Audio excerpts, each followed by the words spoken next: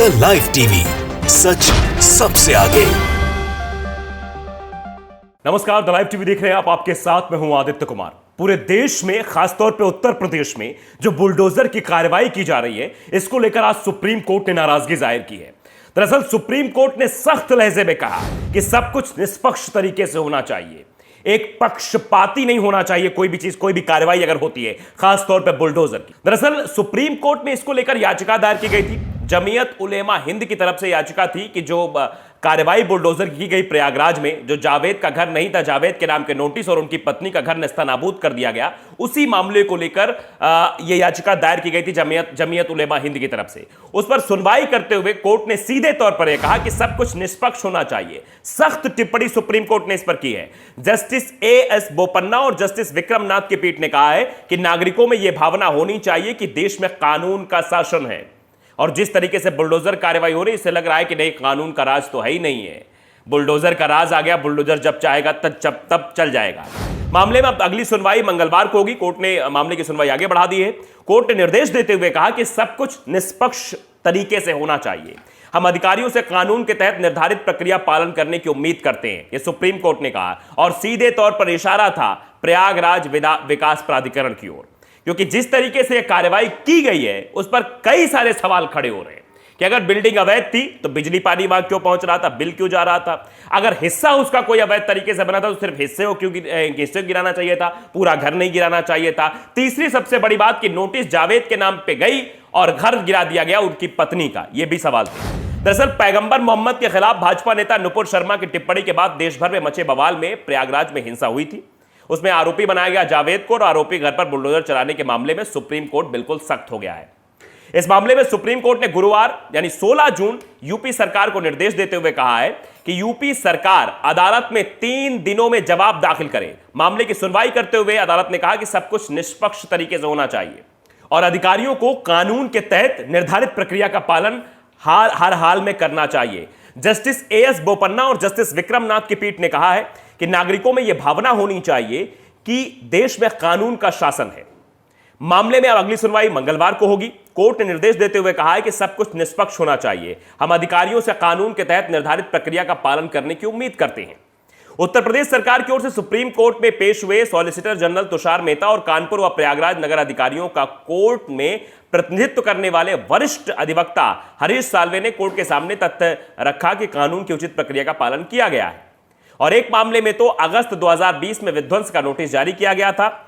मेहता ने कहा कि कोई भी पीड़ित पक्ष अदालत के समक्ष पेश नहीं हुआ है, बल्कि एक मुस्लिम निकाय जमीयत उलेमा हिंद ने अदालत का रुख करके यह आदेश देने की अपील की है कि विध्वंस नहीं होना चाहिए।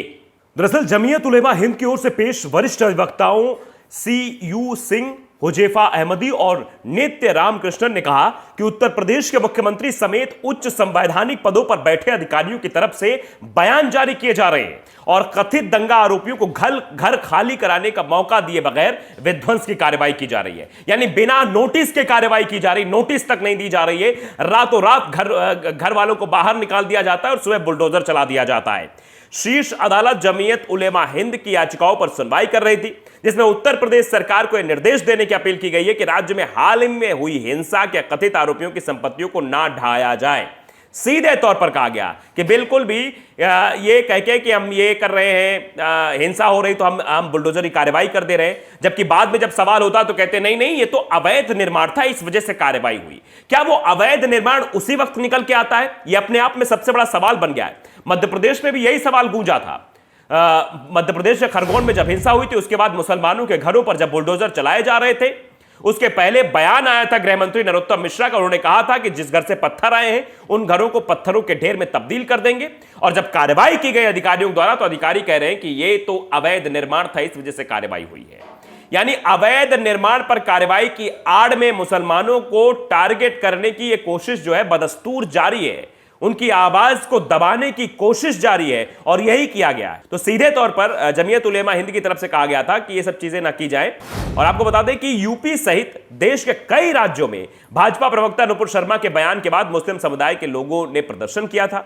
उत्तर प्रदेश की योगी सरकार ने प्रयागराज में हुए एक ऐसे मामले में कथित बताया गया कि मास्टरमाइंड जावेद पंप के घर पर बुलडोजर चलाने की कार्रवाई कर दी थी। यूपी सरकार के इस कार्रवाई के खिलाफ जमीयत उलेमा हिंद ने सुप्रीम कोर्ट में याचिका दाखिल कर यूपी सरकार के इस तरह की कार्रवाई पर रोक लगाने की मांग की थी। साथ ही दोषी अधिकारियों के खिलाफ कार्रवाई करने का आदेश जारी करने का भी अनुरोध किया था कि जो इसमें दोषी हैं उन पर कार्रवाई की जाए। यूपी सरकार से 3 दिनों में जवाब मांगा गया है। जमीयत उलेमा हिंद की जो याचिका थी उस पर सुनवाई करते हुए जस्टिस एस बोपन्ना और जस्टिस विक्रम नाथ की पीठ ने कहा कि बुलडोजर वाली कार्रवाई पर फिलहाल रोक नहीं लगाई गई है। शीर्ष अदालत ने यूपी सरकार से सख्त लहजे में कहा कि 3 दिनों के अंदर नोटिस का जवाब दाखिल करें, यानी हमें बताइए कि आपने कार्रवाई क्यों की। इसी के साथ सुप्रीम कोर्ट ने इस मसले पर अगले हफ्ते सुनवाई की तारीख तय कर दी, यानी मंगलवार को अब सुनवाई होनी है। तो बुलडोजर पॉलिटिक्स के खिलाफ जमीयत उलेमा हिंद ने यूपी और दिल्ली के जहांगीरपुरी हिंसा मामले में बुलडोजर कार्रवाई के खिलाफ याचिका दायर की थी। याचिका पर सुनवाई के दौरान जमीयत के वकील ने अदालत से कहा कि बुलडोजर वाली कार्रवाई के तहत एक ही समुदाय के लोगों को निशाना बनाया जा रहा है। बुलडोजर से मकान ध्वस्त करने की कार्रवाई से पहले नोटिस भी जारी नहीं किया जा रहा है। बुलडोजर की कार्रवाई पूरी तरीके से गलत है।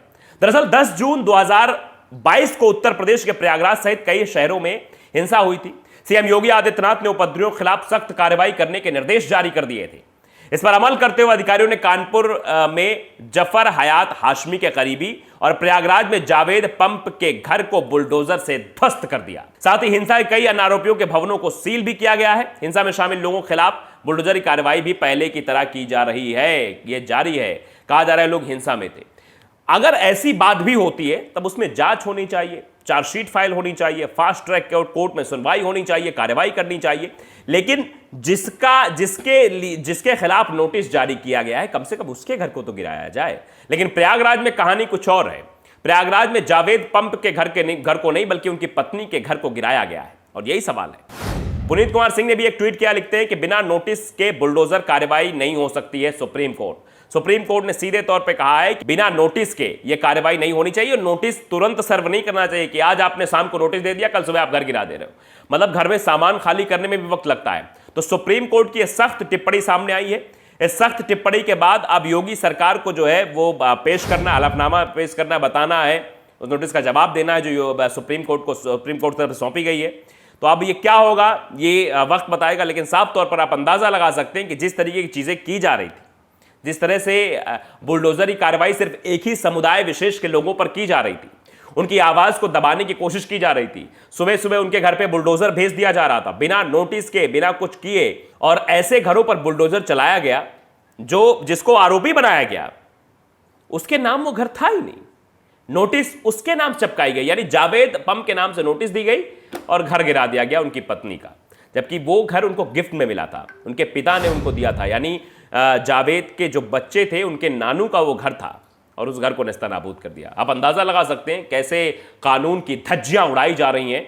और अब इसी को लेकर जमीयत उलेमा हिंद की तरफ से ये याचिका दायर की गई थी, इसमें सुनवाई हुई और इसकी अब अगली सुनवाई मंगलवार को होगी। मंगलवार के दिन देखिए क्या कुछ चीजें पेश करती है यूपी सरकार। जो सुप्रीम कोर्ट की तरफ से कहा गया है कि वो पेश करिए, बताइए हमें कि क्यों कार्रवाई आखिर हुई है। और ये कार्रवाई न्याय संगत है क्योंकि कानून का पालन करना चाहिए और हमें ये लोगों को भरोसा दिलाना है कि हम कानून संगत चलते हैं, कानून को मानते हैं, गैर कानूनी काम नहीं होना चाहिए।